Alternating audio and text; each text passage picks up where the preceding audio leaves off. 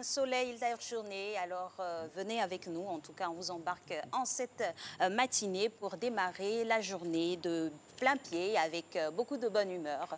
Nous sommes en tout cas les premiers rayons de soleil qui vont ensoleiller encore la journée de ce jeudi. Bonjour, bienvenue à votre matinale survitaminée. Aujourd'hui, donc, c'est jeudi, on aura abordé plusieurs sujets avec beaucoup d'entrain et beaucoup de joie. Je suis en compagnie de Marco. Bonjour à tous, mesdames et messieurs. Nous ne vous promettons pas une émission extraordinaire chaque jour, hein. Tout simplement une émission ordinaire, mais au bon moment, avec les bons intervenants qui viendront vous parler de choses et d'autres avec beaucoup de consistance. La preuve aujourd'hui, donc, en ce jeudi sur la terre des Burnées, jeudi matin partout en Côte d'Ivoire et dans le monde, nous allons parler santé. La santé va nous amener vers les maladies de la thyroïde, avec un spécialiste qui nous parlera un peu de cette maladie, de ces maladies-là qu'on méconnaît, tant soit peu, mais qui, vraiment soignés, nous apporte un véritable mieux vivre. C'est Soro Félicité Sinédiawa qui signe l'écriture technique de ce rendez-vous qui court jusqu'à 7h30. Et pour commencer, mesdames et messieurs, quelques informations. Et les informations, aujourd'hui, c'est la Sainte Eugénie. La Sainte Eugénie, on espère que c'est la Sainte Patronne va nous protéger. Mais tout de suite, pas de course, nous allons au flash avec pas Sainte Eugénie, mais c'est Régis. C'est parti.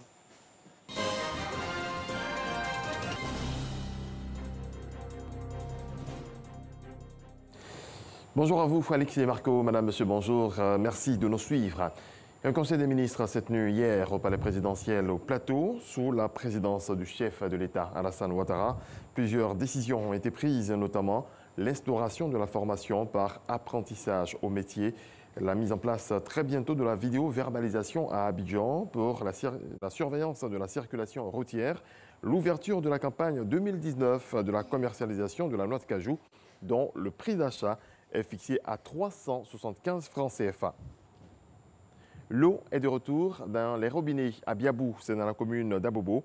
Les populations n'ont pas vu cet élément vital pour l'être humain chez eux pendant plusieurs années. Nous, Sangaré, par Grassero, connaît. L'eau de nouveau dans les robinets à Biabou, dans la commune d'Abobo.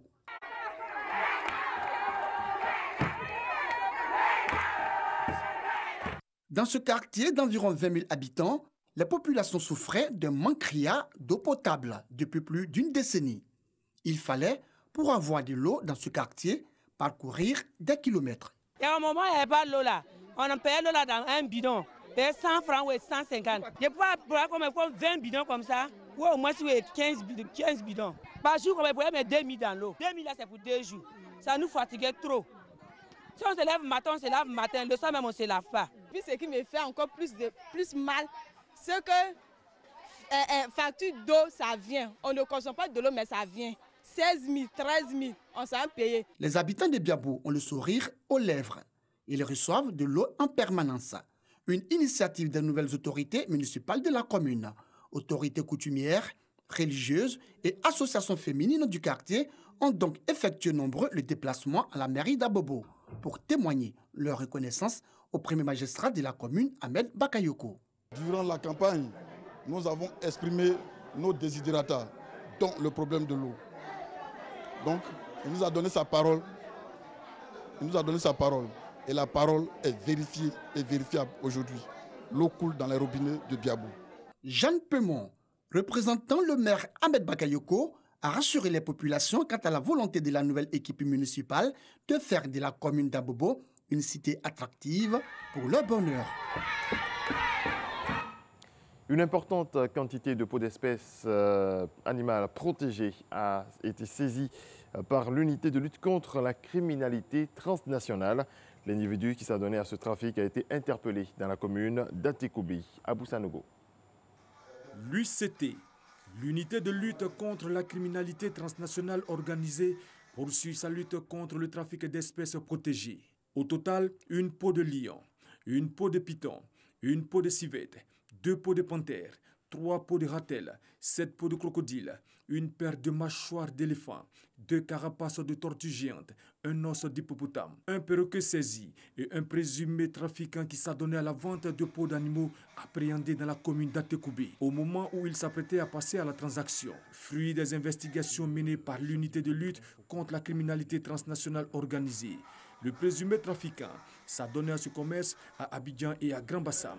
Il avait plusieurs connexions dans la sous-région. La Côte d'Ivoire dispose d'une riche diversité biologique répartie sur l'ensemble du territoire. Et force est de constater que celle-ci est détruite par le braconnage et le commerce illégal de certaines espèces en voie de disparition, notamment les lions qui sont en danger critique d'extinction en Afrique de l'Ouest. Si vraiment on ne lutte pas contre ce trafic illicite-là, on n'aura plus, dans 5-10 ans, on n'aura plus des lions dans notre sous-région. Pour rappel, le commerce illégal des espèces sauvages est un crime organisé transnational qui représente 12 milliards de francs CFA de profits illégaux chaque année dans le monde. Il s'agit du 5e commerce illégal le plus important dans le monde après la drogue, les armes, le blanchiment d'argent et le trafic d'êtres humains. Hier, 6 février, c'était la journée mondiale sans téléphone mobile. Et cette question qui apparaît tout de suite, pouvons-nous passer réellement une journée sans téléphone portable? Notre reporter Eman Niamia a promené son micro. Regardez. Pouvez-vous passer une journée sans votre téléphone portable? Tcha! Une journée sans téléphone? Ah mais franchement, c'est pas possible. À l'heure où on est, franchement, c'est pas possible. Je ne crois pas parce que je me sens coupé du monde. Voilà, sans mon portable, en tout cas, c'est la déconnexion totale. La réponse est sans équivoque. Aujourd'hui, personne ne peut se passer de son téléphone portable, même pour une seule journée. Certains en sont même malades à l'idée de ne pas l'avoir avec eux. C'était même dans un bus. Je suis monté, on a vraiment lutté, je suis monté. Et arrivé à ce moment, je me rends compte que mon téléphone n'est pas là. Durant tout le trajet, ça a été une tristesse pas possible. Voilà, parce que tu perds tes numéros. Perdre un portable, c'est comme même tu as perdu même ton propre enfant. Le téléphone portable fait partie désormais de notre quotidien. Tout se fait avec lui. Son utilisation ne se limite plus seulement qu'aux appels. Grâce à cet outil révolutionnaire, l'on n'a plus besoin d'avoir un ordinateur pour envoyer ou consulter ses mails. Mais mieux, l'on peut effectuer des transactions financières et aussi payer ses factures. En Côte d'Ivoire, les 3 opérateurs du secteur du mobile qui se partagent les 30 millions d'abonnés se frottent les mains avec un chiffre d'affaires avoisinant les 300 milliards de francs CFA en 2018. Moi, je paye ma facture avec le téléphone.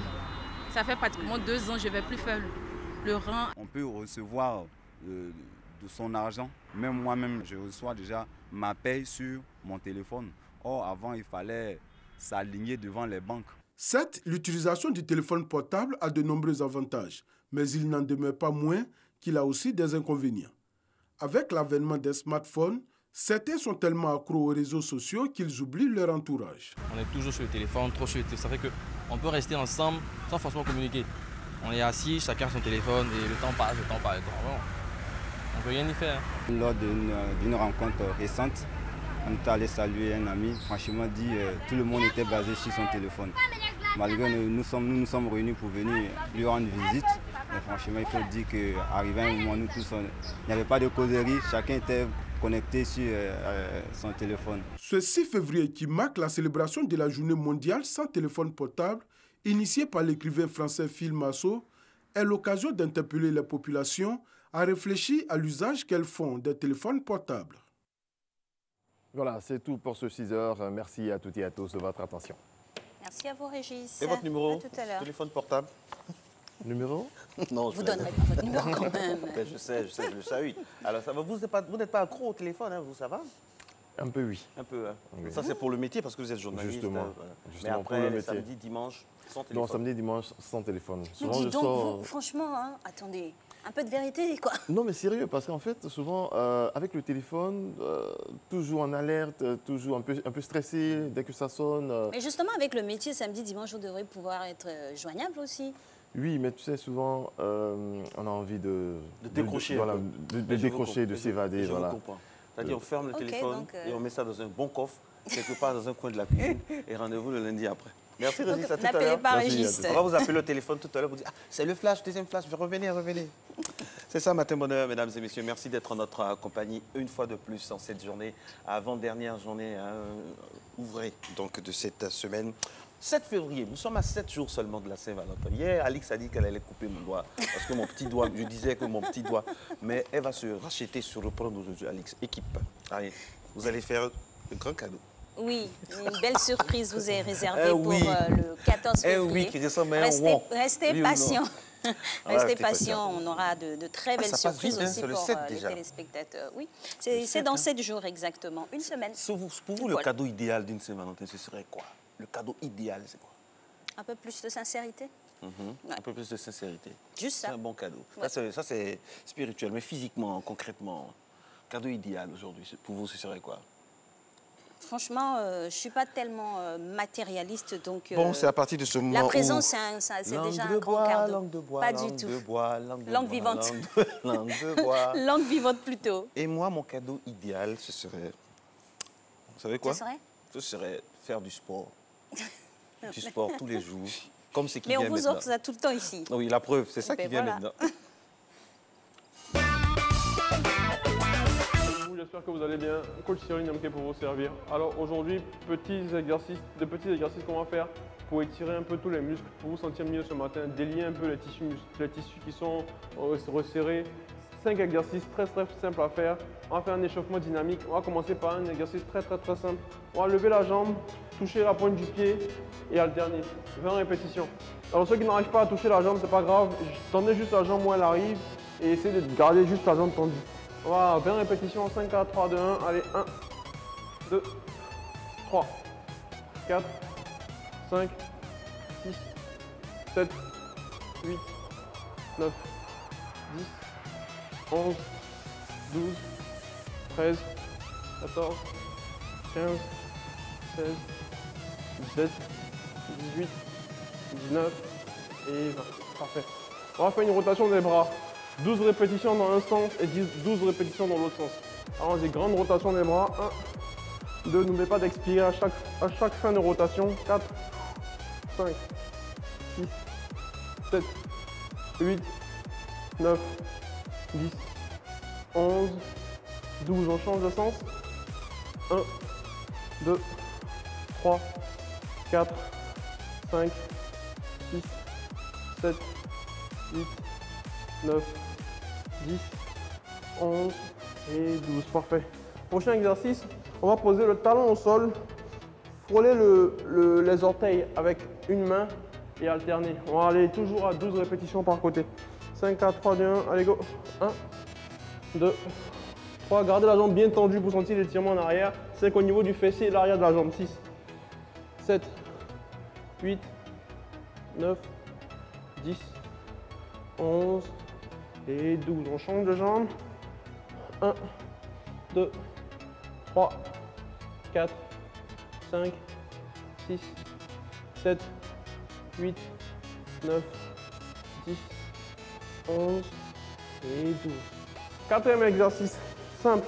On va juste se mettre sur la pointe des pieds, joindre la main, retourner, les retourner et pousser vers le haut au maximum. Donc mes bras sont tendus, je suis sur la pointe des pieds, j'essaie de tendre mon corps au maximum et je compte jusqu'à 12 répétitions. Allons-y, go.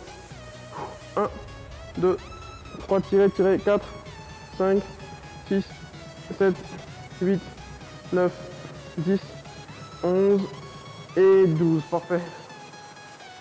Dernier exercice, on va se mettre à 4 pattes, au sol, tendre une jambe devant, donc on va fléchir, la mettre devant, poser la deux mains à l'intérieur, pousser le bassin, donc je le mets un peu à genoux pour que vous voyez mieux, je pousse mon bassin vers l'avant, je serre les fesses pour étirer cette partie, et je vais plus vers l'avant aussi avec ma jambe qui est devant pour étirer l'arrière de ma jambe qui est fléchie, qui est devant.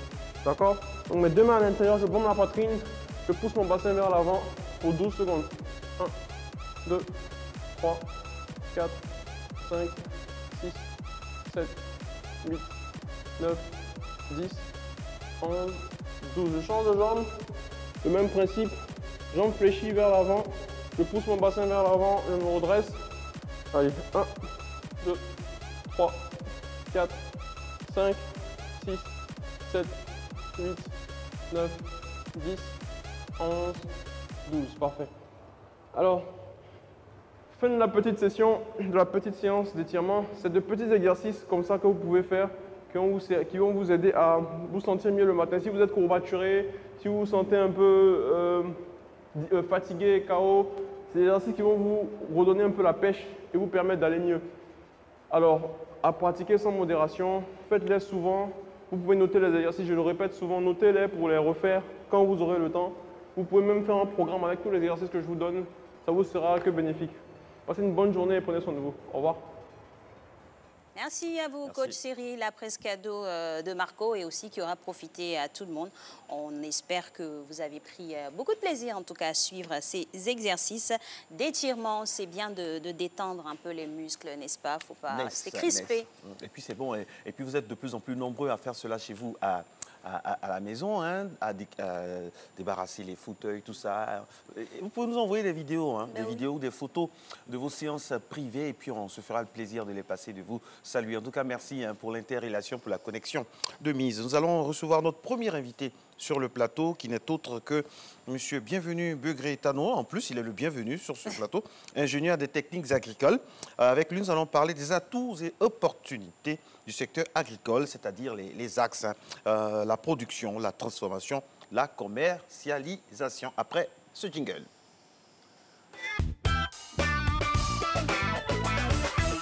Bonjour à vous, monsieur. Bienvenue à nouveau. C'est pas votre nom, c'est juste les civilités. Alors, on parle aujourd'hui aussi, mais d'entrée, c'était les civilités. Bienvenue au carré. Bienvenue à bienvenue. Le mathématicien. Alors, le sujet a été lancé. On parle des atouts et des opportunités du secteur agricole. On sait bien l'importance de l'agriculture de notre pays. On va essayer de décortiquer, en tout cas, ce sujet pour donner un peu plus d'intérêt à des personnes qui voudraient se lancer. La production, donc, qu'est-ce qu'on a sur le terrain d'abord? Au niveau de la production, ce qu'il faut retenir, nous avons 4 axes. Il y a l'élevage, qui est un axe de production. Nous avons l'agriculture, les plantes, qui est aussi un axe de production. Nous avons la gestion, par exemple, des ressources naturelles, qui constitue un axe.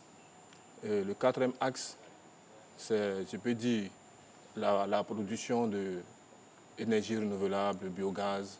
C'est quelques axes que nous pouvons citer au niveau de la production. Ok, ça c'est dit, ça c'est concernant la production. On va prendre étape par étape. Est-ce qu'aujourd'hui dans la production, là, dans notre pays, l'élevage, on est à quel niveau? Est-ce qu'on peut se faire une petite fibroscopie de l'élevage? Comment ça se passe? Comment c'est encadré? Qu'est-ce qu'il faudrait rapidement? Hein? L'élevage en Côte d'Ivoire a quand même connu un essor assez remarquable. Cet essor a été encouragé par les politiques mises en place par l'État de Côte d'Ivoire. Lorsque je prends une filière comme l'agriculture, aujourd'hui, à tout bout de champ, on trouve des poulets à consommation, ce qui fait que tous les jeunes se lancent dans cette production. Mais en dehors de cet élevage qui a connu un essor assez remarquable, ce qui est important de reconnaître, c'est que de façon traditionnelle, l'Ivoirien n'est pas un producteur, un éleveur. L'élevage en Côte d'Ivoire, dans le passé, était beaucoup concentré dans le nord, qui ont une tradition d'éleveurs. Aujourd'hui, avec la modernisation des choses, au sud de la Côte d'Ivoire, à l'ouest, l'élevage de la volaille, par exemple, commence à beaucoup être intéressé par la population. Donc, au niveau de l'élevage, nous pouvons dire aujourd'hui que la Côte d'Ivoire est un pays phare de la sous-région en termes de niveau de production, surtout au niveau de la volaille. Problème dans l'élevage, pour qu'on finisse avec ce pan-là et puis passer à la plante, après les ressources naturelles. Les problèmes au niveau de l'élevage sont énormes. La disponibilité, par exemple, des intrants à des périodes précises de l'année. Je prends par exemple le cas des poulets. Lorsque nous sommes en saison de pluie, il est difficile d'avoir le maïs, qui constitue la majeure des matières premières dans la composition de l'aliment. Cela s'explique par le fait que dans les zones de production, cette période n'est pas propice au séchage du maïs qui se fait de façon naturelle. Donc le prix du maïs va grimper sur le marché. Et lorsque nous parlons des saisons de pluie, nous parlons de juillet à septembre. Cette période sur le marché, le maïs est assez cher. Donc ça constitue une contrainte dans la production. dans les périodes de grandes fêtes, par exemple, lorsque nous approchons le mois d'octobre, où les éleveurs ont tendance à faire les achats des poussins pour préparer la fête de fin d'année, les poussins manquent. Parce que la quantité de production des accouverts dans le pays ne nous permet pas d'assurer pendant toute une année la disponibilité des poussins qui constituent en quelque sorte la matière première pour l'éleveur. Ça, c'est des contraintes. La troisième contrainte qui se pose, c'est au niveau, par exemple, de la commercialisation, où le prix de production du poussin, du poulet, est croissant, mais le prix de reprise du poulet reste stable depuis quelques années.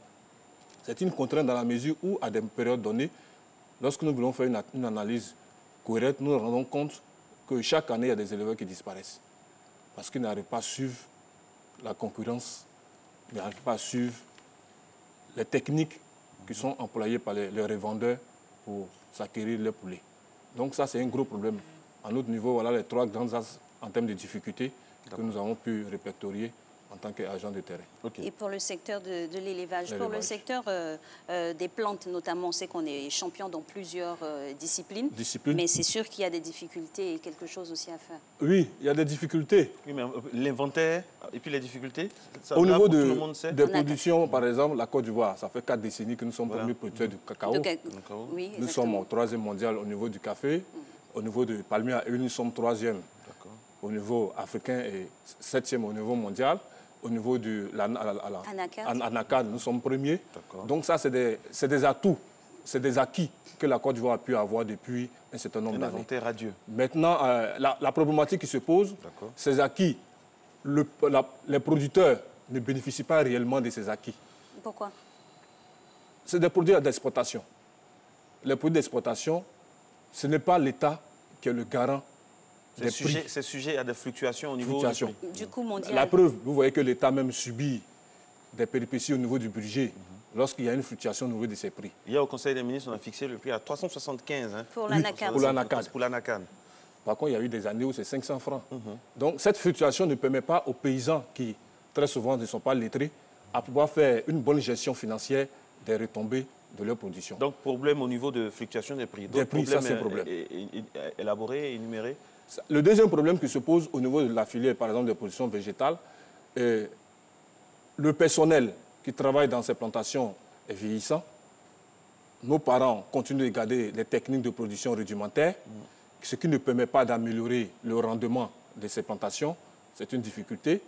La troisième difficulté, c'est au niveau, par exemple, du transport de ces produits des zones de production vers les zones de consommation qui constituent des difficultés.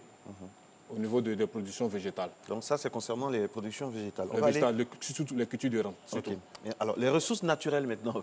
Il me reste 8 minutes. Les ressources naturelles, lorsque nous regardons par exemple la Côte d'Ivoire, la Côte d'Ivoire dispose de 42% de cette terre, de sa superficie, qui est accessible à l'agriculture.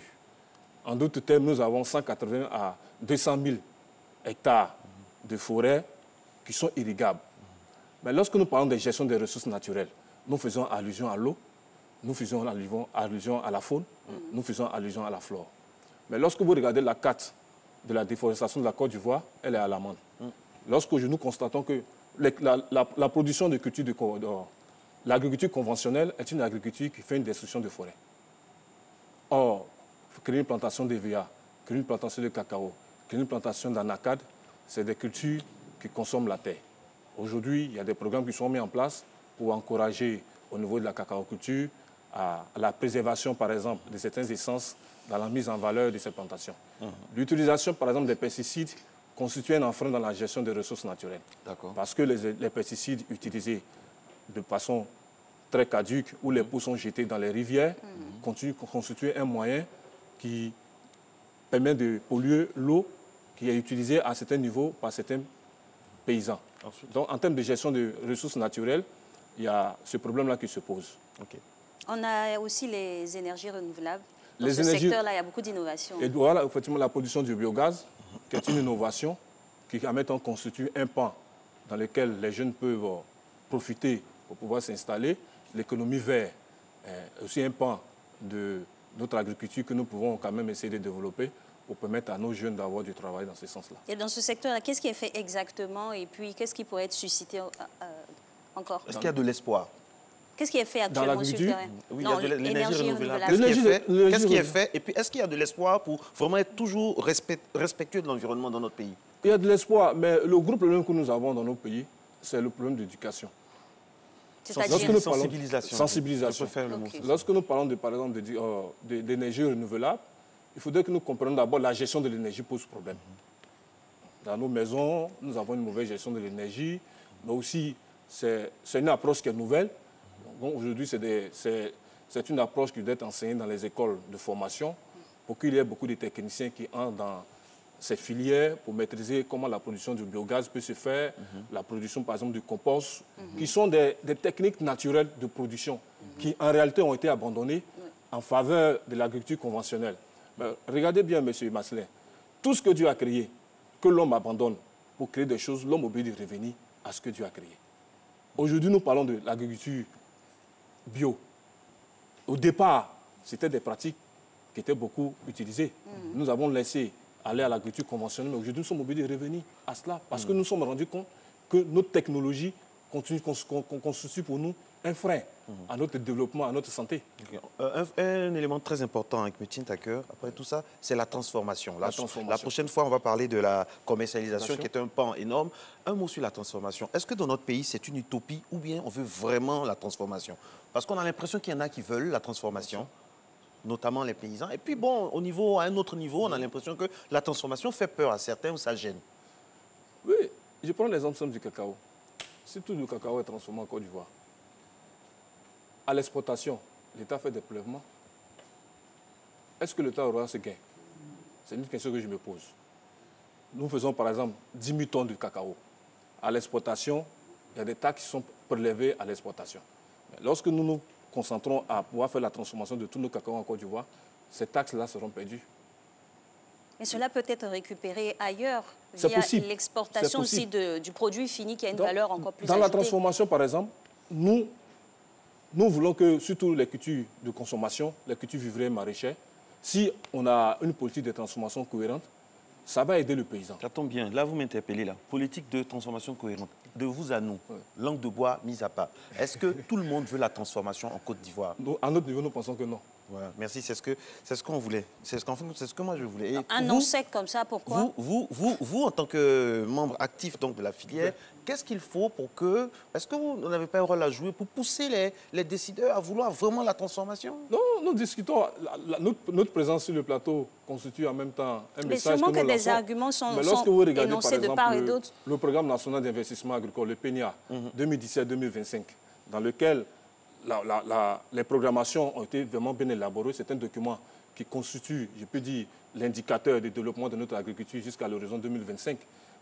Le plan de la transformation est énoncé clairement. Mais aujourd'hui, nous n'allons pas rester au niveau de l'élaboration des documents. Depuis 1960, nous sommes en 2019, on ne fait que parler de la transformation. Il y a eu des syndicats, même avant même notre indépendance, qui en ont parlé, même de la transformation à cette époque déjà. Qu'est-ce qui gêne aujourd'hui? C'est quoi le souci? Le gros problème, le coût des machines, par exemple. Si, en dehors des politiques, nous privés, nous voulons nous lancer dans la transformation, il y a un coût à payer. L'installation des machines. Et très souvent, lorsque la transformation se fait loin de la zone de production, c'est un coût. Si nous prenons la zone de Bondoukou, qui est une grande zone de production de l'igname, si nous venons installer une machine de transformation de l'igname à Abidjan, le coût du transport, tout ça sont des éléments qui vont impacter la transformation. Donc aujourd'hui, à notre niveau, nous pensons que c'est nous les producteurs, nous les intervenants dans la chaîne de valeur agricole qui devons comprendre la nécessité de se lancer dans la transformation sans toutefois attendre que l'État prenne des décisions dans ce sens-là. Merci M. Begré Tano. Merci, vous étiez là pour nous parler bien sûr d'un thème concernant l'agriculture, les atouts et les opportunités du secteur. On part maintenant pour la météo et Régis vous offre le second flash.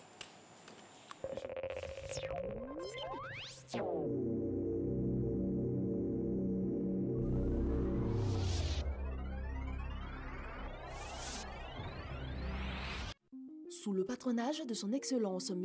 Amadou Gon Coulibaly, Premier ministre, ministre du Budget et du Portefeuille de l'État, sous la présidence de M. Sidiki Moko Touré, ministre de la Communication et des Médias, porte-parole du gouvernement, la Société ivoirienne de télédiffusion IDT procède au lancement officiel de la télévision numérique terrestre TNT. Lieu, centre émetteur d'Abidjan à Bobo. Date, vendredi 8 février 2019. Heure, 9h. Partenaires et acteurs du projet de la TNT, vous y êtes cordialement invités. Infoline 22 01 05 00 45 00 34 74 44 60 94 95.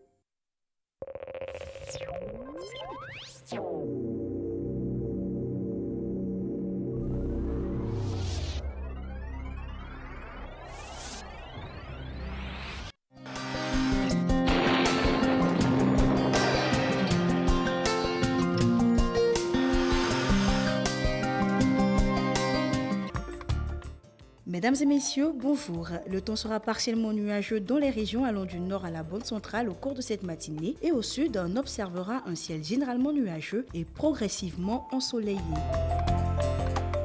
Pour les températures, 26 degrés à Abidjan, 25 à Adiaké, une série de 24 degrés à Bondoukou, Boaké et Daloa, 25 à Dimbokro et Gagnoa, 24 degrés à Korogo, 23 à Mont, 22 à Odiéné, 25 à San Pedro, Sassandra et Tabou et enfin 24 à Yamoussoukro. L'après-midi connaîtra un temps ensoleillé et peu nuageux sur l'ensemble du pays. Toutefois, au nord du pays, on devra s'attendre à des sensations d'air sec et chaud au cours de la période. Et au sud, on pourrait avoir de brèves pluies isolées en fin d'après-midi dans le sud forestier et sur le littoral. Pour les températures, 32 degrés à Abidjan et à Diaké, 35 à Bondoukou, Boaké et Daloa, 35 aussi à Dimbokro, 34 à Gagnoa, 35 à Korogo, 33 degrés à Mont, 35 à Odiéné, 31 degrés à San Pedro, 32 à Sassandra et Tabou et enfin 34 degrés à Yamoussoukro. Merci de nous avoir suivis. Très belle journée à toutes et à tous.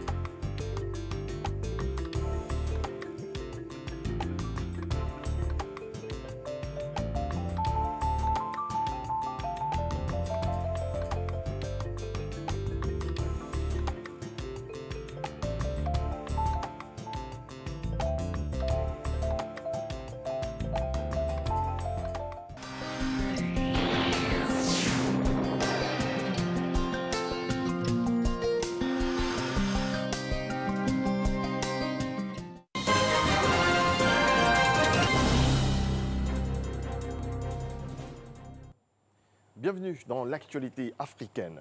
Le candidat malheureux à la présidentielle congolaise a saisi la Cour africaine des droits et des peuples pour réclamer ce qu'il appelle la vérité des urnes. Pour rappel, la Cour constitutionnelle a confirmé Félix Tshisekedi comme président de la République démocratique du Congo, suivant les résultats publiés par la Commission électorale nationale indépendante. Après avoir été paraphé à Khartoum, un accord de paix entre le pouvoir en Centrafrique et les groupes armés qui contrôlent la majorité du territoire de ce pays a été signé hier à Bangui, la capitale. Tour à tour, les chefs de groupes armés se sont levés pour signer l'accord. Sur place, en RCA, plusieurs Centrafricains décident de rentrer au pays, évoquant un horizon économique plus favorable qu'en France, avec moins de concurrence et plus d'opportunités. Une explication qui peut paraître paradoxale dans un pays parmi les plus pauvres du monde, où le PIB par habitant atteignait 418 $ en 2017, soit 209 000 francs CFA, et où la majorité du territoire est occupée par des groupes armés. Reportage. Sur son sidecar, Auguste se rend dans son exploitation agricole près de la capitale centrafricaine. À Bangui, Clément Ndotizo poursuit ses investissements en attendant la rentrée du Parlement où il a été élu député. Quant à Fayadred, il fait ses dernières répétitions avant un concert. Leur point commun, ce sont des répates, des Centrafricains, expatriés en France, qui ont décidé de rentrer à Bangui malgré les crises qui secouent le pays. Moi, quand je rentrais, d'abord mes compatriotes à Paris me disaient « il est fou ce monsieur ». Fou, Clément Ndotizo ne l'est assurément pas. En France, son entreprise peinait à décoller. À Bangui, il a créé l'une des plus grosses sociétés du pays, avant d'être élu député. Dans son immense villa, il se félicite d'avoir fait le choix de rentrer. Aucun regret, parce que je vois ce qui se passe en France, avec les gilets jaunes et tout, vous voyez que j'ai vraiment fait un bon choix pour rentrer chez moi aujourd'hui. Dans son exploitation agricole, Auguste Goula arbore aussi un grand sourire. Il est revenu en 2008, en vacances, et n'est plus jamais reparti. C'est quand je suis arrivé que je me suis rendu compte des opportunités et de tout ce qu'on pouvait faire dans ce pays. Depuis son retour, Auguste a lancé un bar à concert, une boulangerie, ainsi qu'un bassin de pisciculture. Il aimerait que d'autres Africains fassent le choix du retour. On est en train de perdre beaucoup de talent et beaucoup de cerveau et de talent, je voudrais le dire comme ça, quoi. Beaucoup de gens que j'ai rencontrés là-bas qui étaient ici talentueux, qui se sont perdus dans la masse en Europe parce qu'il y a la concurrence est beaucoup plus évoluée. Il y a beaucoup plus de concurrence, je dirais, qu'il y a en Afrique. Une concurrence moins féroce et plus d'opportunités économiques. Voilà les raisons avancées par ceux qui ont choisi de retourner en Centrafrique. Une explication paradoxale que Fayad Joued raconte dans ses chansons. L'état-major français confirme de nouvelles frappes conduites par des Mirage 2000 les 5 et 6 février contre une colonne armée. Les Mirages ont tenté de disperser des pick-up appartenant à un groupe armé en provenance de Libye. C'est une annonce de Paris. Le président du Zimbabwe, Emmerson Mnangagwa, a tenté hier de relancer le dialogue politique dans son pays, mais son initiative a été boudée par l'opposition qui exige la fin de la répression engagée contre la colère sociale. Selon un nouveau bilan des ONG locales, l'intervention de la police et de l'armée contre la population en colère s'est soldée par au moins 17 morts et des centaines de blessés. Voilà, c'est la fin de ce point de l'actualité. On se retrouve à 7 h pour un nouveau développement de l'information. Merci Régis. Merci. À tout à l'heure. Ça vous dit, hein, je sais que vous êtes très propre, tout ça. Vous suivez un peu l'actualité au niveau de la propreté de notre capitale économique? Oui, justement. Qu'est-ce que vous en pensez, vous? C'est bien? Je pense que c'est une... Oui, justement, c'est une belle initiative. C'est une belle initiative, les choses ont changé. On sent vraiment qu'il y a eu du nouveau, il y a quelque chose qui a été apporté nouvellement. Okay. Ça va faire plaisir à celui qu'on va recevoir maintenant, M. Akichi, directeur de la communication de l'ANAGED, parrain de cette émission, avec qui nous allons parler aujourd'hui de l'utilisation de poubelles et de sacs poubelles. Monsieur Akichi, bonjour. Bonjour. De quoi s'agit-il exactement? Bonjour Alix. Bon, écoutez, Marcelin, aujourd'hui on constate que l'utilisation des poubelles et des sacs poubelles devient une priorité, même voire une obligation pour les ménages. Il faut déjà rappeler que ce petit récipient qui contient les déchets issus des ménages est dérivé du nom d'un Français, Eugène René Poubelle, voilà, depuis les années 1883, un ancien préfet de Paris qui a pris une décision de distribuer ce récipient à tous les ménages et surtout de demander aux ménages de commencer à faire le tri sélectif, de commencer déjà à faire le recyclage. Donc vraiment ça date de longtemps et aujourd'hui dans cette nouvelle politique de gestion des déchets, nous sommes là effectivement pour appeler à toute la population, surtout abidjanaise, pour dire qu'il faut accompagner cette nouvelle politique avec l'utilisation des poubelles et des sacs poubelles. Et il faut respecter aussi certains nombres de poubelles à la maison. Il y a certaines quantités de poubelles qu'on peut utiliser pour un couple, monsieur et madame avec 2 enfants, et puis pour un bâtiment, et il y a des bacs à ordures. Donc je veux dire, c'est toute une technique qui est mise en place pour pouvoir gérer les ordures issues des ménages. Alors, on a une panoplie de différentes poubelles, capacité aussi en fonction de la production de déchets. Vous nous avez ramené quelques-unes ici sur le plateau. Alors là, on a une poubelle de 25 litres. C'est la plus grande? Voilà, non. La plus grande, elle est de 30 litres. Très bien. 30 litres, ça, c'est fait normalement pour un couple. On va aller de la droite vers la gauche, voilà, concernant l'écran. Donc la plus grande en taille que nous apercevons en ce moment à l'écran est de? Elle est de 30 litres. D'accord. Et ça, normalement, c'est pour un couple avec 2 enfants. D'accord. Un couple avec 2 enfants. Et ensuite, nous avons l'autre poubelle du milieu qui est une poubelle de 25 litres. Ça, c'est célibataire, bien un nouveau couple, des jeunes mariés qui n'ont pas encore d'enfants. Okay. Et puis maintenant, à la fin, vous voyez que nous avons une corbeille qu'on devait avoir un peu partout, dans les bureaux, dans les salles d'attente. Et même aujourd'hui, il y a des ONG qui donnent des poubelles au niveau des transports en commun. des véhicules en fait, qui vont à l'intérieur du pays pour demander à tous ceux qui sont à l'intérieur de ne pas jeter les sachets ou les plastiques en dehors des véhicules. Donc il y a ces corbeilles qu'on peut disposer un peu partout où nous sommes.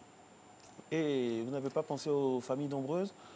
En Côte d'Ivoire, la population, effectivement, il y a plusieurs tailles. Attendez, selon les derniers chiffres, c'est au moins 7 enfants en moyenne, 7, quelque chose d'enfants par couple, selon les dernières données qu'on a. Alors, bon, il y a plusieurs tailles de poubelles. Aujourd'hui, nous sommes venus avec ces 3 niveaux de poubelles. Il y a des modèles familles nombreuses, familles au fur et à mesure que la famille évolue. Voilà. La maison aussi s'agrandit. Le ménage aussi s'agrandit. Les achats au marché aussi prennent du volume. Effectivement, la poubelle va prendre du volume. Là, ici, vous nous avez présenté le plus gros modèle, c'est de 30 litres. On peut aller jusqu'à combien? À 120, à 200 même, voire plus même. Et ensuite, on a des bacs. On a des bacs qui sont disposés au bas des immeubles. Pour recevoir, voilà, on a des bacs à ordures. Et à partir de quelle population d'immeubles on a un bac? Déjà, l'intervalle. Déjà autour de 10, autour de 10 ménages, 10 à 20 ménages, on peut avoir un bac déjà. 10 à voilà, à partir de 10 à 20 ménages. Et l'utilisation est accompagnée aussi de sacs poubelles. Vraiment, ce serait l'idéal. Hein. Ce serait l'idéal d'utiliser des sacs poubelles. Ce serait l'idéal parce que lorsque vous avez à l'intérieur de la poubelle un sac poubelle, ça vous facilite la gestion de vos ordures. Oui. Parce que dès que vous mettez les ordures dans la poubelle, dans le sac, vous pouvez refermer et le sac et la poubelle. Donc vous n'avez pas d'odeur dans la maison. Le conditionnement est adéquat. Le conditionnement est bien fait et vraiment respecté. Le premier conditionnement, c'est le sachet, le sac poubelle déjà. Ensuite dans la poubelle. Et puis au niveau des enfants, de nos enfants, tout ça, la sécurité, tout ça. La sécurité. Pour l'instant, on va demander ça au ménage, mais d'ici quelques temps, on passera déjà à 2 poubelles pour déjà expliquer tout ce qui est recyclable, les déchets qui peuvent être triés. Et puis bon, les ultimes qui partent au centre d'enfouissement technique. Parlons de sécurité aussi des enfants et même de tous les membres de la famille. Idéalement, la poubelle, elle se positionne où dans la maison? Bon, généralement, on peut avoir 2 types de poubelles. On peut avoir une grande poubelle qui se retrouve dehors, qui permet la collecte, voilà, sinon la pré-collecte. Et puis à l'intérieur de la maison, on a une autre poubelle avec le sac poubelle à l'intérieur.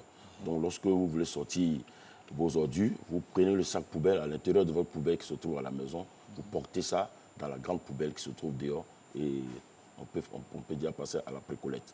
Mais tout est-il qu'il faut obligatoirement laver juste après les poubelles. Une question récurrente, M. Akichi. Oui. À quel âge doit-on manipuler tout ce qui est déchets à la maison? Ben, ça dépend, il y a plusieurs types de déchets. Donc, je veux dire, par exemple, pour aller, qui est habilité, par exemple, à faire le sachet? Est-ce que c'est la fille de maison, le père, la mère, des personnes? Est-ce qu'il y a un âge réglé par rapport... Est-ce qu'il y a des dispositions particulières? Mettre des gants, se protéger? Est-ce qu'il y a un dispositif particulier? Bon, généralement, à la maison, on sait ce que nous mettons dans nos poubelles. Donc, ce n'est pas une priorité de porter des gants au ménage. Des déchets organiques. Ben ouais, mais là aussi, ça dépend des déchets. Ça dépend des déchets, ça dépend des déchets. Mais au niveau de la maison, je veux dire, déjà un enfant qui est en 6e peut déjà commencer à savoir, à connaître l'utilisation des ordures à la maison. Mais bon, celui qui est au primaire, on va quand même demander à ce qu'il ne soit pas trop proche des poubelles. Mais c'est mieux déjà aujourd'hui de commencer déjà à expliquer cette nouvelle politique de tri des déchets aux enfants dans les écoles, surtout de leur porter cette culture de la propriété, parce qu'ils ont encore le cerveau qui est maniable. Donc on peut déjà leur porter cette nouvelle dynamique. Puis au niveau des adultes, vous savez que vraiment le message passe difficilement. On va passer à la répression d'ici peu pour que ça puisse aller très rapidement. Donc voici un peu ce que je peux dire. Et pour les coûts, c'est sûr qu'on nous parlera aussi de ça. Est-ce que c'est accessible? Tout le monde peut s'en procurer? Auquel cas, est-ce qu'il y a d'autres alternatives? Mais les alternatives aujourd'hui, c'est que vous pouvez utiliser directement la poubelle. Mais il faut avoir quand même à l'esprit de laver à chaque fois la poubelle et surtout insister pour qu'il ait couvercle là-dessus pour éviter que les chiens errants ou bien les mouches viennent envahissent la maison. Voilà. Alors, à quel moment, je sais que vous faites déjà beaucoup et que c'est de façon graduelle, à quel moment on va arriver dans notre pays à notre tri? Ben écoutez...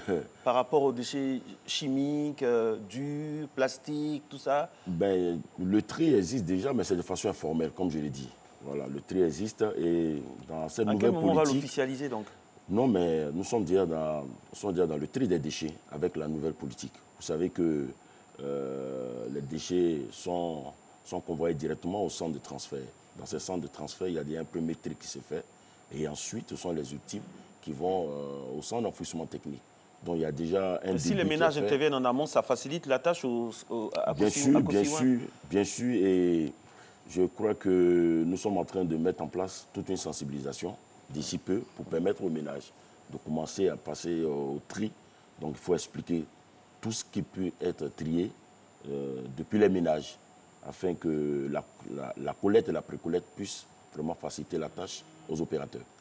On parle de poubelles, on n'oublie pas aussi les bacs à ordures parce que ce n'est pas très évident que les collecteurs ou pré-collecteurs passent devant le pas de la maison.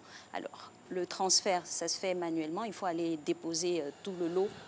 Bon, comme on le dit, il y a des cités qui sont difficilement accessibles. Voilà. À ces cités-là, nous avons disposé des bacs aux entrées de ces cités. Et donc, nous demandons aux ménages de faire un peu de sport, sûrement sur 20 mètres. Vous venez déposer les ordures. C'est bon pour la santé. Distance de 20 mètres. Distance de 20 mètres. 20, 10 mètres. Quand on est au bout du quartier de la cité, voilà. C'est pas évident. Nous avons des engins de petite taille qui rentrent dans certains quartiers. Oui, ça c'est vrai. Ça c'est vrai, j'ai vu ça. Donc tout est prévu. Au fur et à mesure, nous corrigeons tout ce qui peut être rattrapé. Monsieur Akichi, moi j'ai une préoccupation. Allez-y. Il faut que vous puissiez vous apaisantir sur les dos d'âne. Il y a de plus en plus trop de dos d'âne anarchiques dans nos quartiers, en plus qui ne respectent pas la hauteur. Pour ceux, par exemple, qui ont des voitures assez basses, par exemple. Marcelin, nous gérons. Oui, mais vous pouvez, ça gêne aussi la circulation de vos engins. Bien sûr, déjà que les maires ont déjà commencé à ouvrir certains quartiers où il y avait déjà des bétons un peu partout. Il y a des dos d'âne même qui sont partis déjà. Bon, nous pensons que chacun doit faire son travail. Si on ne peut pas arriver dans le quartier, on vous met un bac à l'entrée. Si les dos d'âne permettent aux camionneurs d'arriver, on viendra prendre vos ordures. Mais à chacun son travail. Et c'est adapté. Alors on va rappeler aussi les heures de sortie des ordures. On a parlé de poubelles, mais c'est respecté par des heures. Bon, déjà, nous pouvons dire merci aux ménages qui ont déjà commencé à respecter les heures 17h, 21h. Donc l'intervalle entre 17h et 21h pour sortir vos ordures. Et puis si vous n'avez pas pu le faire, entre 5h et 6h du matin. En dehors de ces heures-là, nous demandons à ce que les ordures laissées conditionnées dans la maison attendent la prochaine heure. Voilà, surtout. Merci beaucoup à vous, Monsieur Akichi. Je rappelle que vous êtes le directeur de la communication de l'ANAGED et par ailleurs partenaire de cette émission. Il est 6h46. Nous allons poursuivre bien sûr notre émission avec bien sûr notre réalisatrice Soro Félicité Sindiara à qui nous tendons la main maintenant pour le relais dans ce rendez-vous. L'ensemble des glaces et neiges à la surface du globe terrestre disparaît peu à peu. L'Arctique se réchauffe 2 fois plus rapidement que le reste de la planète et la calotte glaciaire du Groenland recule particulièrement. Ce processus s'accélère par lui-même. La disparition plus rapide de la neige laisse place à la glace qui absorbe plus de rayonnement solaire et par conséquent augmente encore la fonte. À l'opposé du globe, 90% des glaciers de la péninsule antarctique ont aussi commencé à se liquéfier. La fonte des glaces atteint également la haute montagne, l'Himalaya, le Kilimandjaro, dans les Alpes, les Pyrénées comme dans les Andes. Partout les glaciers sont en recul, voire en train de disparaître. En conséquence, le niveau des océans augmente, causé à la fois par l'écoulement de la glace fondue et l'expansion thermique des mers, car l'eau chaude est plus volumineuse que l'eau froide. À l'échelle du globe, sur la période 2081-2100, selon les scénarios envisagés, l'élévation se situera entre 26 cm à près de 1 mètre. Les États insulaires du Pacifique ou de l'océan Indien, comme les Maldives, seront engloutis. Des régions côtières très densément peuplées, Bangladesh, Vietnam, Pays-Bas et de nombreuses mégalopoles sont menacées, comme sur la côte est des États-Unis. Et voilà, de retour de ce reportage qui nous vient de l'AFP sur la fonte des neiges. Aussi, on continue de parler toujours d'environnement. Et dans notre chronique développement durable, on reçoit aujourd'hui M.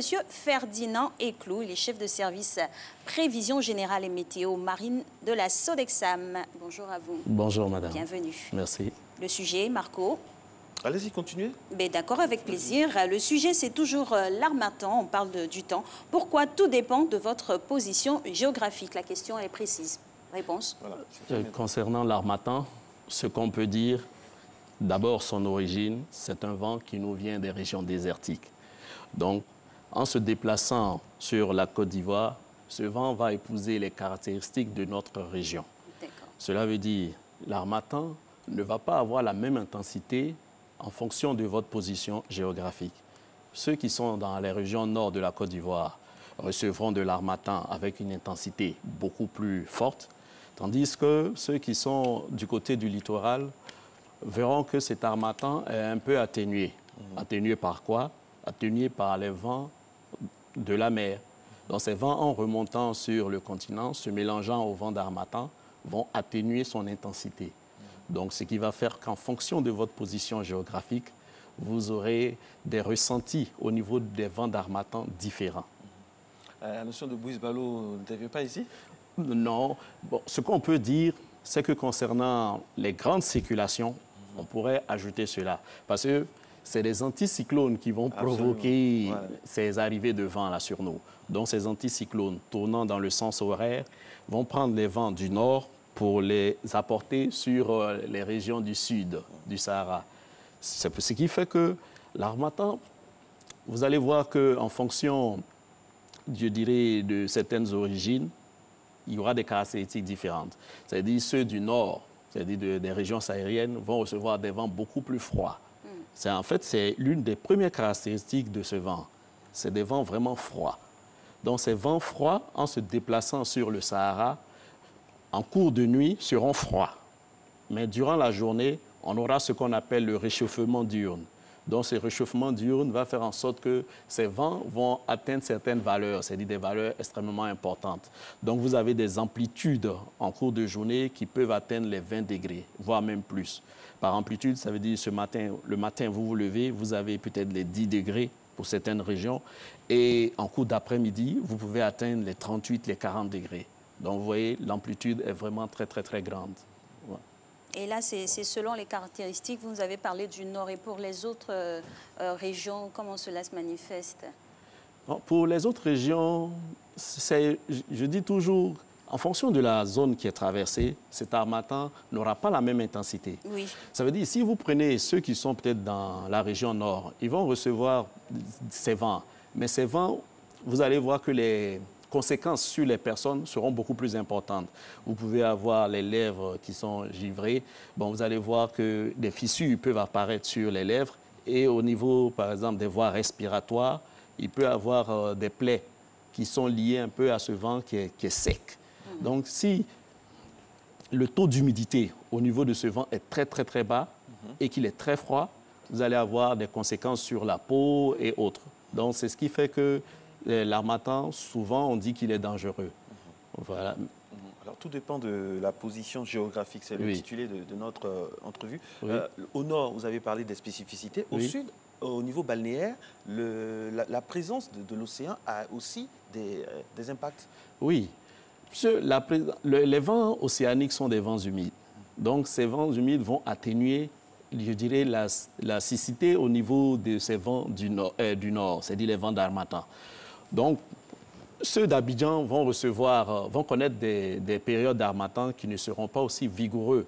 C'est lié, en fait, au balancement qu'on peut avoir. Ça sera plus doux. Voilà, ça sera beaucoup plus doux à cause des vents humides qui remontent sur le continent. Mais ceux qui sont beaucoup plus à l'intérieur des terres ne vont pas recevoir ces vents humides. Donc, l'harmattan va sévir de façon un peu plus dangereuse là-bas. Et sur la période, ça dure combien de temps? En général, la période d'harmattan va durer sur la Côte d'Ivoire en moyenne 3 mois. Mais vous allez voir que les régions telles que celle d'Abidjan ne vont pas connaître des périodes d'harmattan extrêmement longues. Des fois, vous êtes là, vous avez quelques précipitations en cours de matinée. Ça ne veut pas dire que l'harmattan est parti. Mais cela veut dire que le conflit permanent qui reste entre les vents océaniques et les vents continentaux, c'est-à-dire ceux d'harmattan, peuvent permettre qu'on ait des développements de nuages. Donc, si vous avez quelques nuages qui se forment dans notre atmosphère, on peut avoir des précipitations. C'est quand vous n'avez pas de nuages qu'on peut dire qu'il n'y aura pas de précipitations.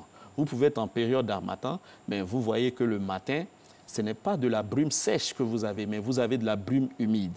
Ça veut dire quoi? Cette brume humide est liée tout simplement au vent que nous allons recevoir de la mer.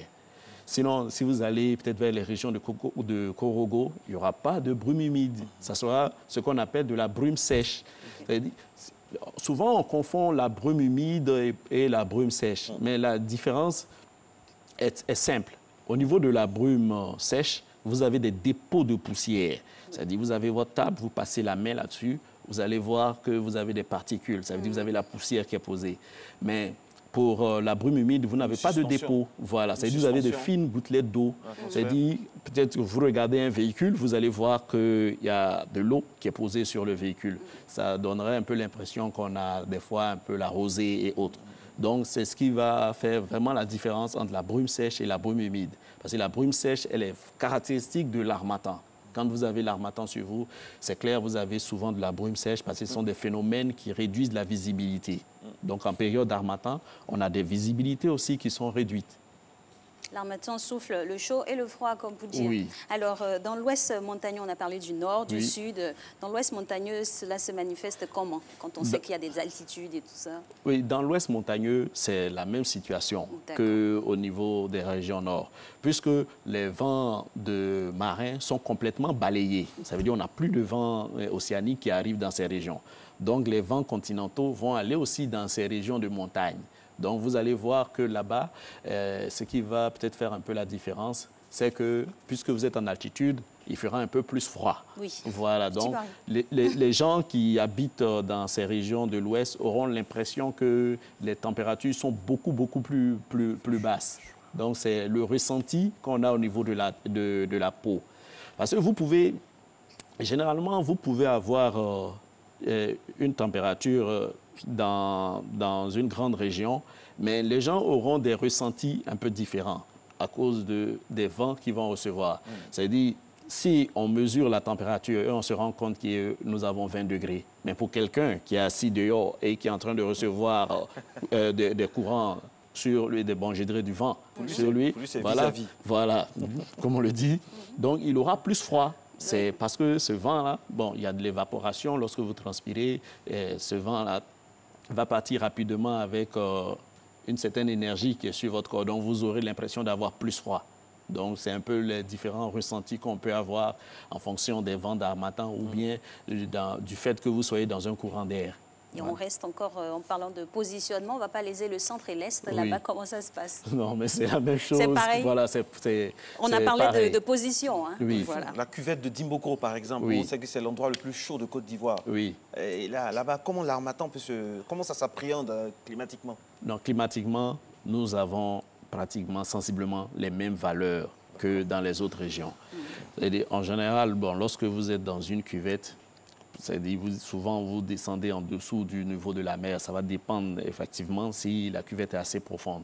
Mais quand vous prenez certaines régions où vous êtes vraiment dans une cuvette, vous allez voir que les températures sont beaucoup plus chaudes. Mais lorsque vous sortez, vous êtes dans une région montagneuse, vous allez vous en rendre compte que les températures sont beaucoup plus froides à ces niveaux-là.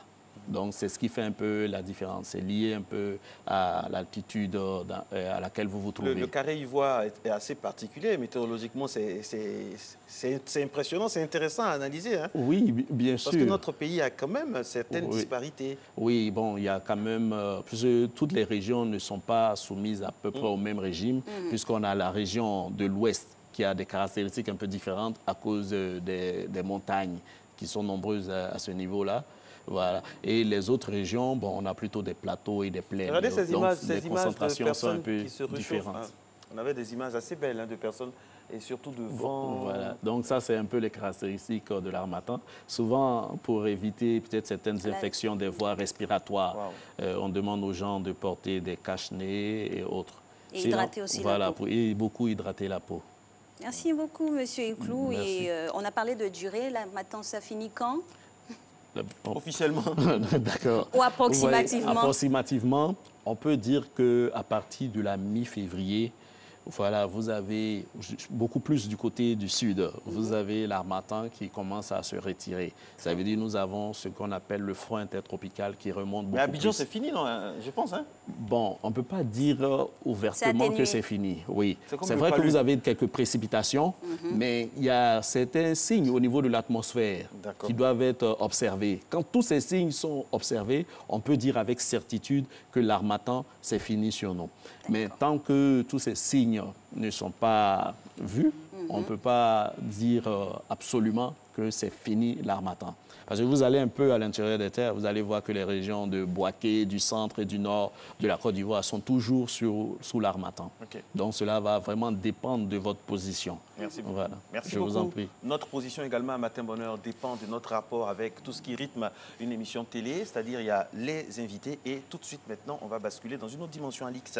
Exactement, on part pour une réclame. Cela fait partie aussi de l'activité d'une télévision. Et puis, c'est le dernier flash. Merci.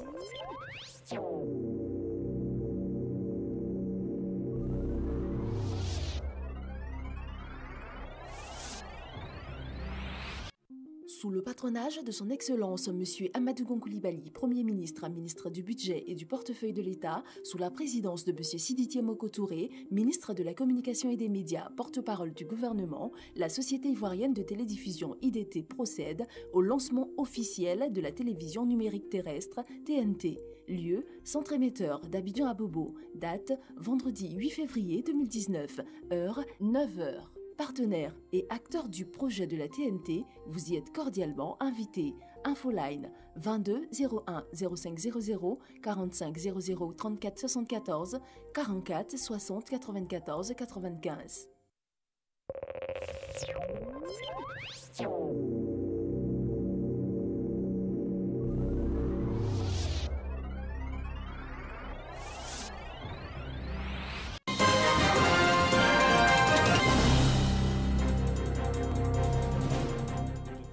Madame, Monsieur, bonjour. Bienvenue dans l'actualité internationale. Le gouvernement français l'avait annoncé hier matin. Bruxelles a interdit le projet de fusion entre l'allemand Siemens et le français Alstom. La Commission européenne estime ce mariage néfaste pour la concurrence sur le marché ferroviaire de l'Union. Quelques réactions après cette décision. Vous m'interrogez sur la décision prise aujourd'hui par la Commission et qui a rejeté le projet de fusion porté par Alstom et Siemens. Et vous vous interrogez sur l'impact de cette décision pour l'avenir industriel de votre territoire, mais en vérité plus largement pour l'avenir industriel de notre pays. Vous savez que j'essaie en général d'avoir un propos mesuré, mais je vais répondre, je crois, clairement à votre question. La décision de la Commission est une mauvaise décision, c'est un mauvais coup à l'industrie européenne et elle me semble avoir été prise sur de mauvais fondements. Je ne peux pas être plus clair. La décision de la Commission européenne, qui vient de refuser la fusion entre Siemens et Alstom, est d'abord une erreur économique, qui repose sur une analyse que nous contestons des règles de la concurrence, du marché pertinent et des intérêts économiques de l'Europe. Et puis c'est une faute politique, parce que la décision de la Commission européenne va renforcer l'industrie chinoise et affaiblir l'industrie européenne. La Maison-Blanche va présenter David Malpass, 62 ans, comme candidat au poste de président de la Banque mondiale. Un choix controversé s'agissant de ce proche de Donald Trump, connu pour ses critiques acerbes de l'institution internationale. On reste aux États-Unis. Le président américain Donald Trump a annoncé mardi qu'il rencontrerait le dirigeant nord-coréen Kim Jong-un les 27 et 28 février prochains au Vietnam afin de poursuivre les négociations sur le désarmement nucléaire de la Corée du Nord. C'était lors de son discours sur l'état de l'Union devant le Congrès.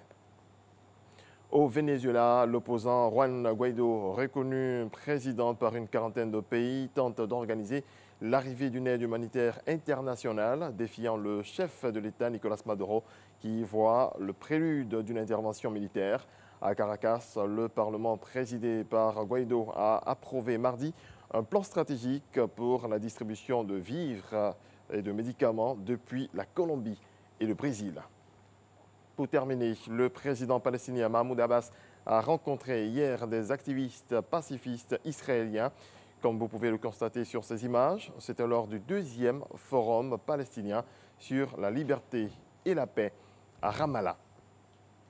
C'est ici que prend fin cette édition. Merci à toutes et à tous de l'avoir suivi. Je vous laisse en compagnie de Alexis Barco pour la suite de Matin Bonheur.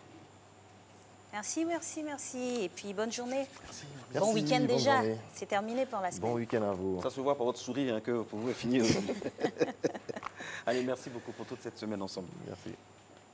C'était bon. Alix, allez-y. Hein, allez-y. Alors, on parle santé Le jeudi, on a démarré. Le jeudi, on a un peu peur parce qu'on parle santé. Donc, quand c'est comme ça, on a un peu peur, on écoute religieusement. Mais celui qui on a les bonnes infos aussi. Oui, on a des très bonnes infos surtout. C'est pour ça qu'on écoute religieusement, justement. Le docteur Draman Jean-Jacques Touré, c'est cela. Médecin chirurgien. C'est quoi le thème déjà, Alix?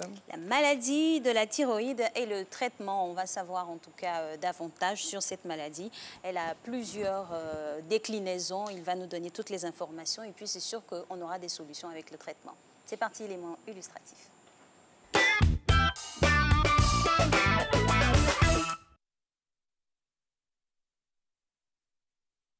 Prise de poids, fatigue constante, baisse de libido, irritabilité. Et si c'était la thyroïde?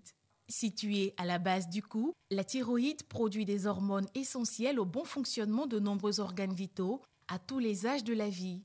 Mais parfois, cette glande ne fonctionne plus correctement et donne un rythme trop rapide ou trop lent à l'organisme. Bon, un bon matin, comme j'ai un ami militaire là, il travaille à Asma. Quand il a vu ça, il m'a dit d'aller faire échographie celui là-bas. Bon, à un moment donné, quand je m'énerve un peu, ça bloque mon inspiration. Quand je fais un travail qui peut dire comme ça, je me sens fatigué vite. C'est là qu'il m'a dit, si je n'enlève pas vite, quand ça va grandir, ça pourra fermer mon inspiration.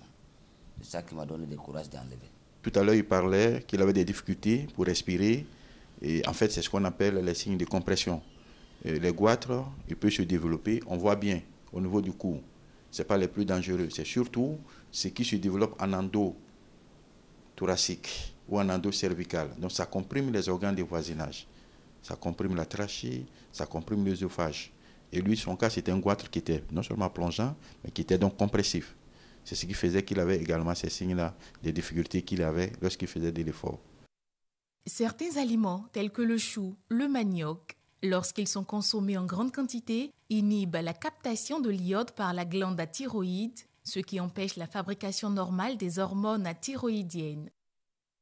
En Côte d'Ivoire, sur 10 cas de personnes malades de la thyroïde, 7 sont des femmes et la plupart enregistrées dans la zone ouest du pays, une zone montagneuse. Elle est quand même fréquente, cette maladie, et malheureusement, certaines personnes la trouvent un peu honteuse, donc qu'elle s'habille, elle se masque le cou pour ne pas qu'on voie.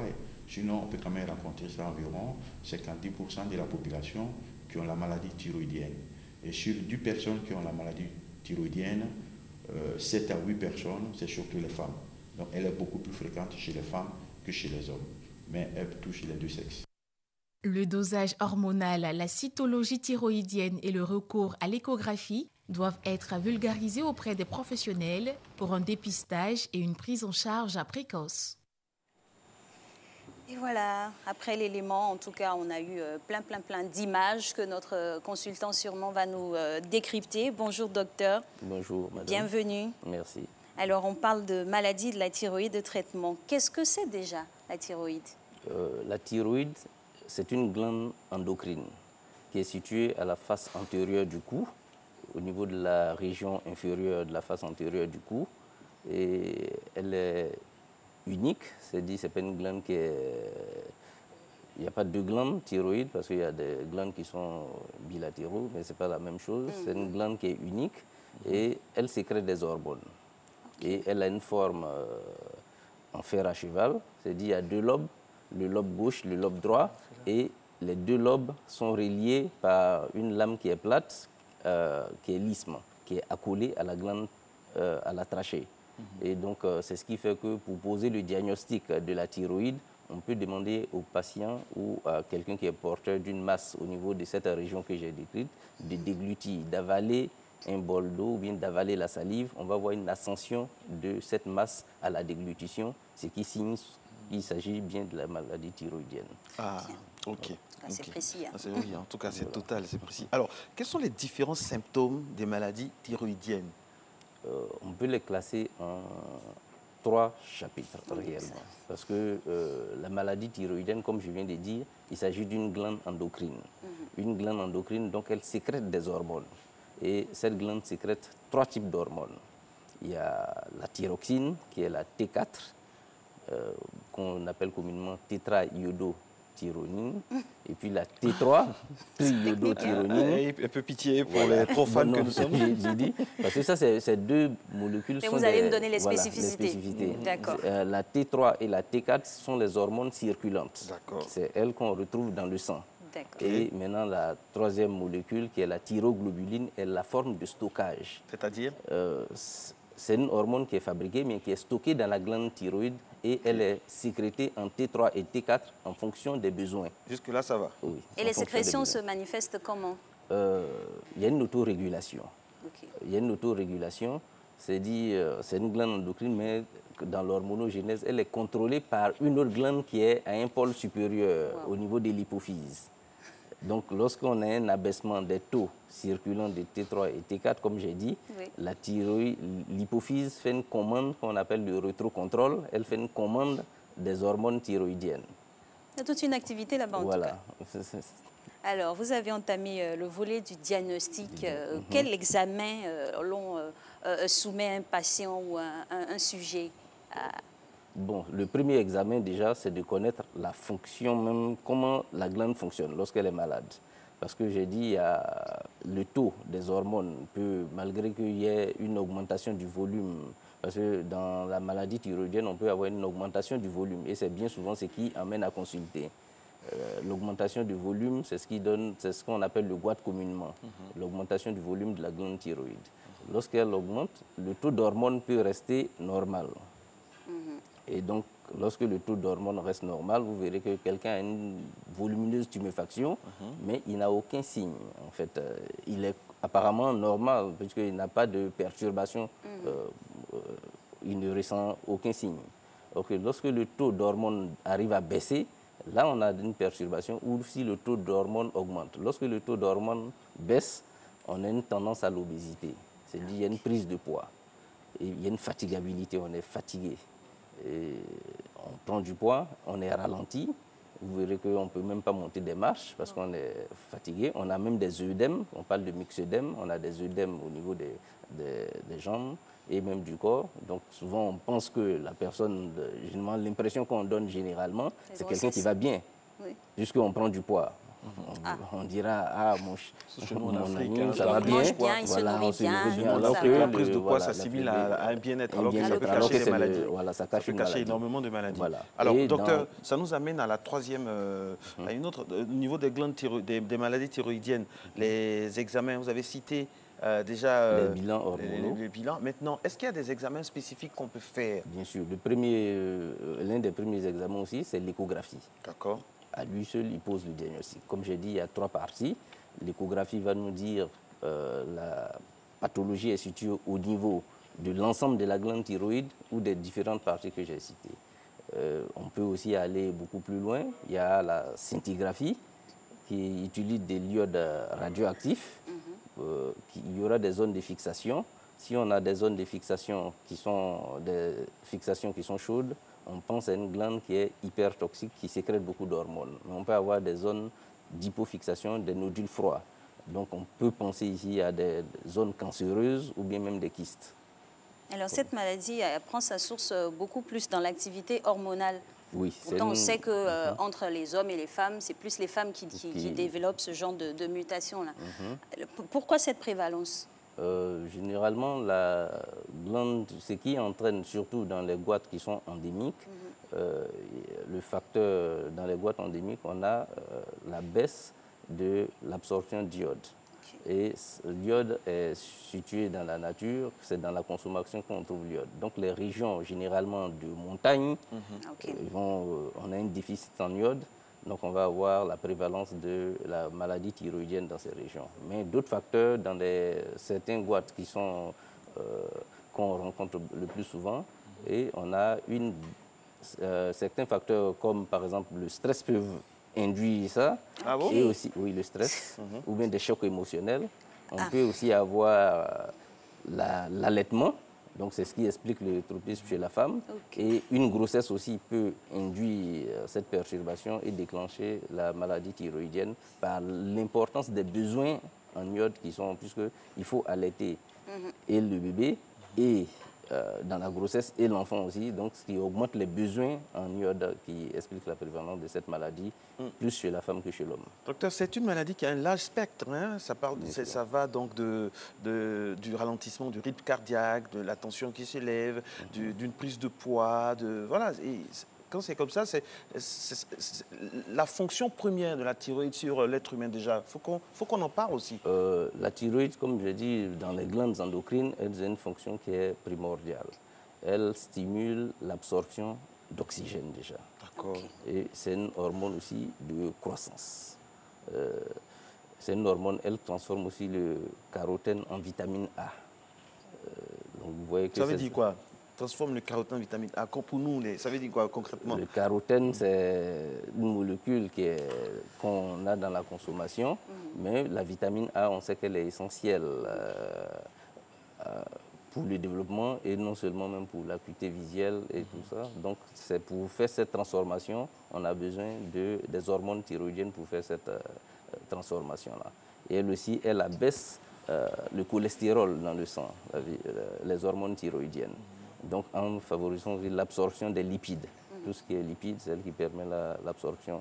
Et puis, elle permet aussi la maturation sexuelle chez l'homme comme chez la femme. Vous voyez qu'elle est essentielle même pour la vie de l'être humain. Voilà. Vous avez parlé d'un élément très important. Elle favorise la circulation de l'oxygène. Donc, quand elle intervient comme pathologie, maladie, elle peut freiner aussi la bonne respiration. Ça peut créer des problèmes. Au niveau de l'hémoglobine, oui, parce que lorsque on a une maladie thyroïdienne, comme je dis, en fonction du degré de l'augmentation des hormones ou de la baisse des hormones, on va ressentir cette perturbation. Parce que plus on est en hypothyroïdie, les signes sont différents, autant qu'on soit en hypothyroïdie ou en hyperthyroïdie. Comme j'ai dit, en euthyroïdie, lorsque le taux d'hormones est stable, il n'y a aucune manifestation. Les pathologies se manifestent lorsqu'on est en hypo ou en hyperthyroïdie. Et c'est à ce moment-là qu'on a ces différents signes. À quel moment on peut parler de cancer, d'ablation de la thyroïde, tout ça? À quel niveau? Qu'est-ce qui pourrait entraîner un patient? Quelles sont les négligences qui pourraient vraiment entraîner? Donc, déjà, lorsqu'on a une augmentation du volume de la thyroïde, il faut consulter. Déjà, toute augmentation... On touche où, là, comme ça, là?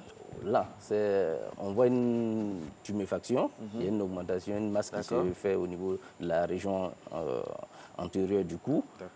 Et cette masse est ascensionnée à la déglutition. Donc on pense déjà à la thyroïde. Il faut faire des examens, notamment les hormones, l'échographie. Avec ces deux-là, on peut déjà avoir une idée de la maladie thyroïdienne. Et en fonction de ce que l'échographie va donner, on va faire un certain nombre d'examens et c'est avec la scintigraphie et mieux avec la cytoponction. On peut prendre une aiguille fine pour aller faire un petit prélèvement au niveau, si on a un nodule, pour voir l'aspect du nodule et on saura s'il s'agit d'une masse qui est d'origine cancéreuse ou pas avant de décider du traitement qu'il faudra faire. On a parlé tout de suite de la prévalence dans une partie bien précise de notre pays. Alors, quand tout ceci n'est pas suivi, toutes ces étapes-là, la dégradation nous mène à quoi? Lorsqu'on a une perturbation des hormones thyroïdiennes déjà, pour l'activité même, ça va poser problème. Quelqu'un qui a une hyperthyroïdie, vous verrez qu'il aura des problèmes cardiaques, il aura des palpitations, il aura une exophtalmie, les yeux vont... La vue va baisser. Pas baisser, mais on va avoir une protrusion de l'œil. L'œil a tendance à sortir... Le terme, il est technique. On a l'impression que les yeux veulent sortir. Veulent sortir de l'orbite. De l'orbite. Voilà, une protrusion de l'œil. C'est ça qu'on appelle l'exophthalmie. Wow. On a une exophthalmie. Et puis, des signes cardiaques qui peuvent aller même à la thyroïdotoxicose, qui est une crise assez grave, avec délire, une fièvre importante. Une irritabilité. Une irritabilité, diarrhée, et même qui peut amener à la mort, souvent même dans 50% dans la thyroïdotoxicose. Voilà. C'est assez grave. Ça veut plomber l'ambiance, docteur. Ça veut plomber l'ambiance. Il avait peur au début, donc franchement... On avait peur. Non, moi, ça va encore. Oui, vous êtes superwoman. Oui, un peu quand même. Un peu. Vous n'avez jamais peur, c'est ça. Non, mais là, vous l'avez plombé l'ambiance. Là, pour Alix, n'a plus de questions. Regardez. Pourquoi? Oui, allez-y. Non, mais il faut bien prévenir tout ça. Il faut bien prévenir. Voilà. C'est quoi je dis. Lorsqu'on a un nodule thyroïdien ou bien on a une masse thyroïdienne, il faut consulter. Et en fonction des hormones, de la perturbation hormonale, le traitement peut être... Il y a un traitement médical. Lorsqu'il y a déjà une perturbation des hormones, lorsque c'est abaissé, on apporte des hormones thyroïdiennes. Lorsque le taux d'hormones, c'est dit la glande ne sécrète plus suffisamment d'hormones, donc on apporte des hormones thyroïdiennes en fonction du degré de la baisse. Et lorsque le taux d'hormones est au contraire augmenté, on bloque la sécrétion des hormones thyroïdiennes qui sont en excès par l'apport d'antithyroïdiens de synthèse. Docteur, et ces molécules existent. Docteur, question pratique aussi. Une femme, c'est-à-dire qui fait partie donc du cœur même de la prévalence, qui vit dans un environnement dans l'ouest montagneux. Vraiment, c'est pas gagné. Quelles sont les dispositions au niveau notamment de l'alimentation pour éviter vraiment des problèmes de thyroïde? Déjà, je pense que le ministère, il faut l'apport en iode. Parce que lorsqu'il y a un déficit en iode, on n'aura pas la production d'hormones thyroïdiennes. Parce que pour fabriquer l'hormone thyroïdienne, déjà la glande a besoin d'iode. Lorsque dans l'alimentation, on consomme l'iode qui était contenu dans l'eau, normalement, mais maintenant, dans les régions de montagne, elle est pauvre. Donc, lorsque on a... Le palliatif, c'est quoi comme autre aliment? Maintenant, on met du sel dans l'iode commercial. On met de l'iode dans le sel commercial. Le souci avec le sel aussi, c'est que tant qu'on n'a pas, on a des soucis. Quand on met trop, on a des soucis. Non, mais c'est d'apporter. Il faut mesurer. Il faut mesurer. Mesurer, c'est bien beau, hein, mais mesurer tous les jours avec la négligence habituelle qui est inhérente à l'être humain. Même si on en met en petite quantité, il faut déjà même que le sel soit pourvu d'iode, puisque ça peut manquer. Le sel, si elle est déjà, on met de l'iode dans le sel, donc on arrive déjà à pallier à cela.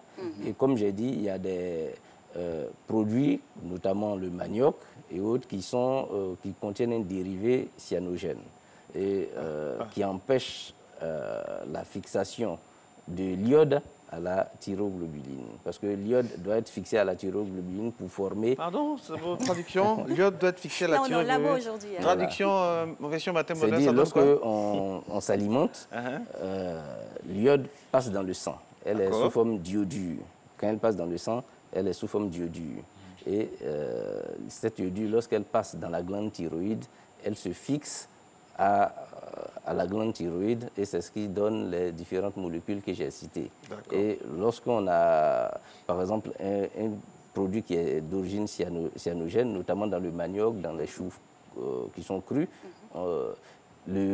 pour être éliminé, cette molécule qui est un peu cyanogène, c'est un toxique, c'est pas un poison, qui doit être éliminé du corps. Le corps veut se détoxiquer, donc elle fixe une molécule d'iode avec ce dérivé cyanogène pour être éliminée. Donc elle est déroutée de son chemin, elle doit se fixer à l'iode pour pouvoir donner les hormones. Donc elle n'est plus fixée au niveau de la glande thyroïde, elle est éliminée.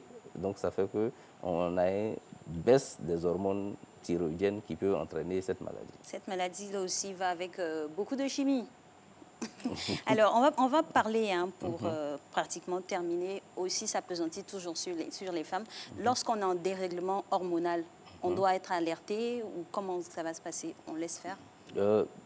Non, le dérèglement hormonal, comme on a dit, le contrôle de toutes les hormones, généralement dans l'arbre hormonal, se fait au niveau de l'hypophyse.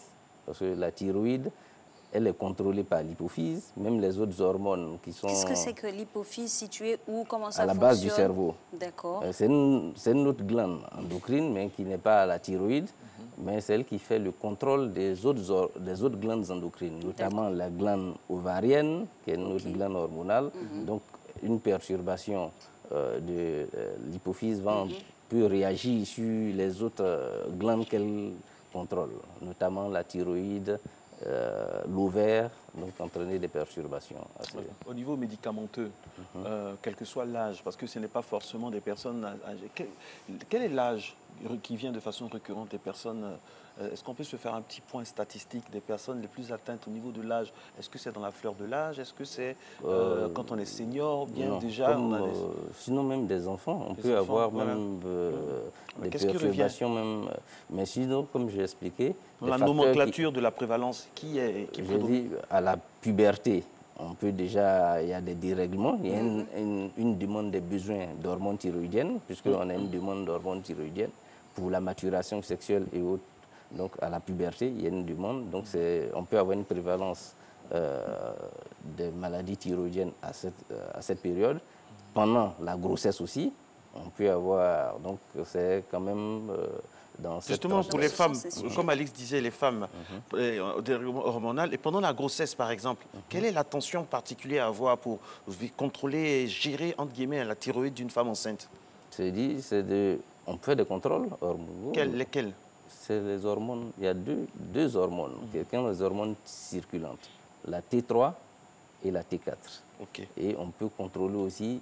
C'est automatique pour les femmes enceintes actuellement en Côte d'Ivoire? Non, ce n'est pas automatique. C'est dit, dans un premier temps, si elle n'a pas de pathologie thyroïdienne, déjà, c'est de faire l'apport en iode, pour ne pas qu'elle soit... Parce que les besoins augmentent pendant la grossesse, donc il ne faut pas qu'il y ait un manque d'iode pendant cette période-là.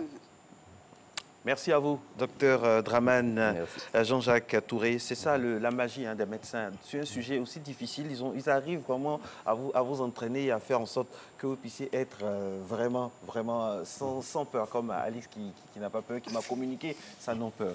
Ouais. Mais les femmes sont courageuses quand même. Ah oui, parce que franchement, elles sont très touchées dans bon nombre de maladies. Il y a toujours une prévalence qui regarde vers les femmes. Gageons vraiment que tout cela puisse permettre à nos braves dames de l'ouest du pays et de toutes les régions donc d'avoir une alimentation idoine qui va avec. Allez, merci. Réalisation Soro, félicité. On se retrouve demain, Dieu voulant, toujours avec la même santé, par la grâce de Dieu. Merci.